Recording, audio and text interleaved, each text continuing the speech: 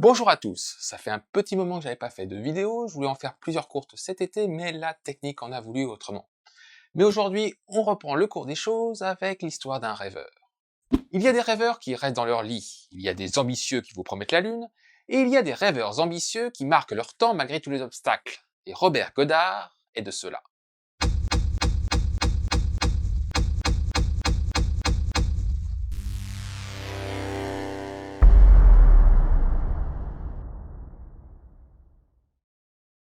Goddard naît le 5 octobre 1882 à Worcester, dans une famille de fermiers du Massachusetts. Et il va s'intéresser très vite à la science. À 16 ans, il essaye de construire un ballon à hydrogène en aluminium. Après 5 semaines, il abandonne devant l'immense difficulté. Mais de cet échec, il gardera toute sa vie la motivation et la méthode de travail, documentant chaque étape de ses recherches et testant systématiquement chacune de ses idées. Au même âge, il découvre le roman La guerre des mondes d'H.G. Wells qui le fascine, à tel point que le 18 octobre 1899, il décide d'aller sur Mars. Sans déconner, ce jour-là, alors qu'il est en train d'élaguer un cerisier, il se dit qu'il devrait chercher un moyen d'aller sur Mars. Tranquille. Et cette date est très importante pour lui car il la considère comme la date anniversaire de son obsession pour le vol spatial. Sa scolarité est contrariée par une santé fragile, mais il compense par une frénésie de lecture. Il étudie notamment la troisième loi de Newton, c'est-à-dire le principe d'action-réaction. À chaque action, elle y a une réaction de force égale et de sens opposé. Il est persuadé qu'elle est applicable dans le vide, contrairement à ce qu'affirment les manuels de l'époque. Durant ses études, il publie 2 articles scientifiques, l'un en 1907 sur l'autostabilisation gyroscopique, l'autre en 1909 sur l'utilisation de carburant liquide pour propulser une fusée, notamment l'hydrogène et l'oxygène liquide. Juste pour replacer le contexte de l'époque, il va falloir attendre 20 ans pour qu'on commence à penser à mettre ces choses-là en pratique. 20 ans. Il obtient sa maîtrise de physique à l'Institut Polytechnique de Worcester en 1909 et son doctorat à l'Université Clark en 1911, puis rejoint Princeton comme chercheur. Là-bas, il travaille à théoriser le vol spatial, en calculant notamment la quantité de carburant théorique nécessaire à l'envoi d'une fusée suivant sa masse et l'altitude désirée. Mais en 1913, il contracte la tuberculose et doit revenir à Worcester. Il poursuit son travail et son père accepte de financer la dépose de plusieurs brevets, dont un sur une fusée à plusieurs étages. Et ce n'est pas juste des histoires de science-fiction en l'air comme ça, il y a des schémas et des calculs précis, alors que la Première Guerre mondiale vient à peine de commencer. Il trouve un poste d'enseignant-chercheur à l'université Clark qui le laisse travailler à ses fusées. En 1915, il teste un propulseur à poudre dans le parc du campus. Le bruit est tellement assourdissant qu'il provoque la panique, ce qui pousse l'université à créer un laboratoire de tests pour propulseurs, le premier du monde. Il parvient à adapter les tuyères au propulseur, une idée révolutionnaire. La conversion de l'énergie thermique en propulsion passe de 2 à 64%. Il teste également des petites fusées dans le vide, prouvant que la troisième loi de Newton fonctionne, et essaye un petit propulseur à air ionisé, ancêtre des moteurs ioniques, qui seront testés dans l'espace en 1998. Et comme beaucoup de pionniers, Goddard ne roule pas sur l'or, et son université n'a pas beaucoup de moyens. Heureusement, il existe toujours des mécènes. En 1916, le Smithsonian, le National Geographic et l'Aéroclub d'Amérique décident de l'aider. Mais en 1917, les États-Unis rentrent en guerre et Goddard contacte l'armée pour lui proposer son expertise. L'armée de terre est intéressée et il présente l'idée d'un tube portatif permettant de lancer une charge propulsée par poudre. Mais la tuberculose le rattrape et retarde la mise au point de ce prototype de lance-roquette qui est finalement testé avec succès le 6 novembre 1918, 5 jours avant l'armistice. C'est finalement un ancien collègue qui le développera, ajoutant une charge explosive pour en faire le célèbre bazooka. En 1919, il accepte enfin de publier ses travaux dans un ouvrage intitulé « Une méthode pour atteindre des altitudes élevées ». Avec les travaux du russe Konstantin Tsiolkovsky, cet ouvrage marque la fondation de l'exploration spatiale. Il y présente l'ensemble de ses travaux et de ses tests. Il décrit ses expériences avec les fusées à carburant solide, ses tuyères, ses calculs sur la masse de carburant et la poussière nécessaire à envoyer un objet dans l'espace, mais aussi des idées d'application. Il imagine envoyer une fusée photographier la face cachée de la Lune, des sondes survoler d'autres planètes, utiliser l'énergie solaire pour alimenter un propulseur ionique pour atteindre de grandes vitesses et des boucliers thermiques pour permettre la rentrée dans l'atmosphère. On est en 1920. En 1920, à l'époque, un obus ne dépasse pas les 40 km d'altitude et un avion les 10 km. Et lui, il parle d'engins pouvant atteindre d'autres planètes. Et à part des écrivains comme Verne ou Wells ou des illuminés, personne ne parle d'aller un jour dans l'espace. Et il se fait déchirer par la presse. Son ambition d'atteindre la Lune, un paragraphe de 8 lignes sur un ouvrage de 70 pages, le fait passer pour un rêveur fou. Le New York Times en fait sa une et démonte tous ses arguments. Dans son éditorial, le journal déclare qu'une fusée pourrait être utile pour tirer une charge explosive à grande distance ou envoyer des instruments de mesure haut dans l'atmosphère. Mais il critique vertement Goddard et l'université qui l'emploie de ne rien comprendre au principe d'action-réaction de la troisième loi de Newton. D'après le journaliste, et suivant l'enseignement des lycées de l'époque, c'est l'air qui réagit à l'action des gaz et pousse la fusée, il est donc impossible de se propulser dans le vide. Sans même prendre en compte la partie où Goddard présente ses expériences démontrant le contraire, il est crucifié et moqué. Malgré ses réponses et ses explications, il n'est pas entendu, au point qu'en 1929, lorsqu'une de ses fusées explose après quelques secondes de vol, un journal local de Worcester titrera « Une fusée lunaire manque sa cible de 299 739,5 miles ».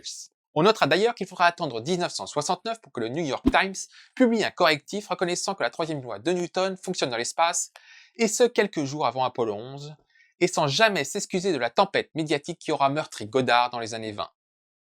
Il décide alors de s'isoler avec son équipe et de limiter sa communication avec le grand public. En 1921, il commence à travailler sur les propagolles liquides, autrement dit des carburants sous forme liquide et non plus solide. Ils mettent au point un système de turbopompe pour des liquides pressurisés, et le 16 mars 1926, à Auburn, il lance la toute première fusée propulsée à l'essence et oxygène liquide. La fusée atteint 12,5 mètres après 2,5 secondes de vol. Au début des années 30, il expérimente un système de gyroscope contrôlant électriquement des buses de carburant permettant de stabiliser le vol de la fusée. Vous vous souvenez de ces deux premières publications avant 1910 ? Eh bien, dites-vous que la technologie des turbopompes est à la base des fusées actuelles et que son système de gyroscope sera utilisé sur les V2 une décennie plus tard et sur les premières fusées spatiales. En 1929, il fait la connaissance de Charles Lindbergh qui le met en contact avec la riche famille Guggenheim. Celle-ci lui débloque 100 000 $, l'équivalent de 2 millions d'euros actuels, pour continuer ses travaux. Il déménage à Roswell et tente de contacter l'armée qui n'est pas intéressée. Travaillant seul avec sa petite équipe et toujours soutenu par le Smithsonian et l'université Clark, il teste au total 35 fusées à propagole liquide. Sa meilleure atteint 2,5 km et 30 secondes de vol en 1937, bien loin des Allemands qui atteignent cette altitude dès 1934 et touchent même les 200 km lors d'un test de V2 en 1941. Il faut dire que les Allemands mettent le paquet. Déjà, au début des années 30, Hermann Oberth et Werner von Braun parviennent à propulser une fusée à propagole liquide jusqu'à 1,5 km d'altitude. À l'arrivée des nazis au pouvoir, l'armée prend le contrôle du développement et investit plusieurs dizaines de millions de dollars de l'époque dans la construction d'usines et de laboratoires de tests. 2000 scientifiques et 4000 techniciens sont à pied d'œuvre. Les nazis vont investir au total près de 2 milliards de dollars de l'époque, soit près de 45 milliards d'euros actuels pour développer les V2, soit autant que le projet Manhattan de la première bombe atomique. Et ce, sans compter le travail forcé dans les camps de concentration. La fusée allemande est prête à la fin de l'année 1942, soit à peine 10 ans après les premiers tests. Il faut dire qu'ils ont été bien aidés par les travaux de Goddard. Celui-ci était bien conscient du potentiel militaire de son invention et était désespéré que son propre pays n'investisse pas dans une telle arme alors que des ennemis pouvaient le faire. En 1963, Von Braun avouera que les Allemands espionnaient le courrier de Goddard, décortiquaient ses travaux et photographiaient son atelier jusqu'en 1935. Les tests qu'il effectua sur les propagolles liquides permirent aux Allemands de gagner de précieuses années de mise au point, et Goddard, étudiant une V2 volée en 1945, reconnut nombre de ses brevets, perfectionnés grâce aux moyens financiers des nazis, qui craignaient de leur côté que les Américains soient aussi en train de créer des missiles. Même les Soviétiques l'espionnèrent et utilisèrent ses travaux pour coiffer les Américains au poteau à la course à l'espace. Il faut dire que rares furent les compatriotes de Goddard à le suivre. Il faut attendre 1940 pour que de jeunes officiers de la Navy le contactent pour mettre au point des fusées d'assistance au décollage. Nommées Jato et inventées par Theodor von Karman, elles utilisent de la poudre et ne sont utilisables qu'une seule fois. Goddard met au point une Jato à propagole liquide pouvant s'éteindre et se rallumer à volonté. Une version fonctionnelle est testée en 1942, mais l'armée abandonne l'idée. Elles étaient en effet trop puissantes. Mais son travail fut conservé et servit de base au réacteur de l'avion Bell X-2 qui atteignit pour la première fois Mach 3 en 1955. À nouveau 15 ans d'avance sur son temps. Malheureusement pour lui, Goddard ne put accomplir son rêve. Doté d'une santé fragile, isolé dans son propre pays et sans soutien gouvernemental, il ne put compter que sur quelques mécènes privés pour financer une petite équipe autour de lui. À aucun moment son objectif était d'aller plus loin ou plus haut. Ses recherches avaient au contraire le but de développer une technologie complète et fonctionnelle. Là où d'autres équipes visaient des prototypes toujours plus grands, toujours plus puissants, lui testait et retestait chaque idée. Là où les Allemands pouvaient enchaîner des lancements et traiter les problèmes les uns après les autres, lui calculait, expérimentait et vérifiait chaque amélioration avant de les mettre en pratique. À chacun de ces nombreux échecs, il en tirait des conclusions précises, notant ce qui avait fonctionné et ce qui avait échoué afin de mieux préparer la suite. Une fois son prototype fonctionnel, il le brevetait et publiait un court article scientifique concis et précis du résultat de ses tests.